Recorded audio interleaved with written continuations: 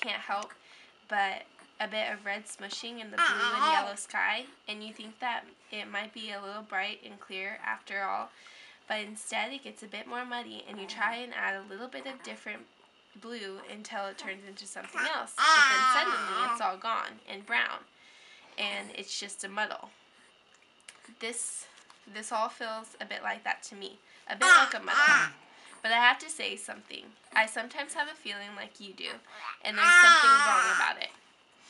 Anyway, it's not finished. What I was going to say down there, but sometimes you have to give in a little. You have to seem it to be maybe that it's not that. He started again after a moment's pause, but this time the words trailed away. I love you, Daddy. I love you, Mommy. She added with a little bit more quietly, and I love Sam too. This was the loudest and... Really? This was the loudest by quite a lot. She paused, and she thought about what... Bless you. She paused, and she thought about what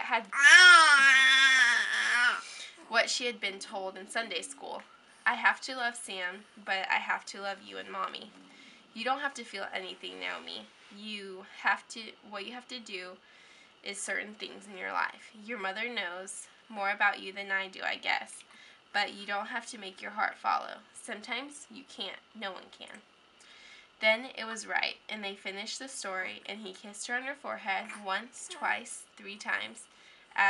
Then he said the words once, twice, 3 times. Just as either her or her mommy had done at the bedtime almost every night of her life, and for the rest of her words, and they always said, all night, all the night, and all the days, and over and over, all the years. The thing I was thinking, Zane began later, and he and Kara were both settled in, reading in the living room. The thing I was thinking, then Naomi was getting quite upset. One thing I started to think, anyway, is that the animals are less valuable than human life. And I grant you that you're pretty persuasive on that.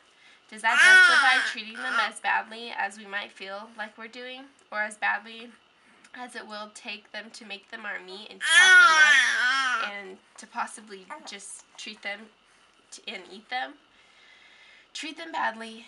Treat them and that badly through their whole life. So far as I understand it, some of the things that go in the factory farms are really unspeakable. But maybe we're not justified in eating them regardless. I guess that's another question. Maybe we shouldn't, even if we treated them well before killing them.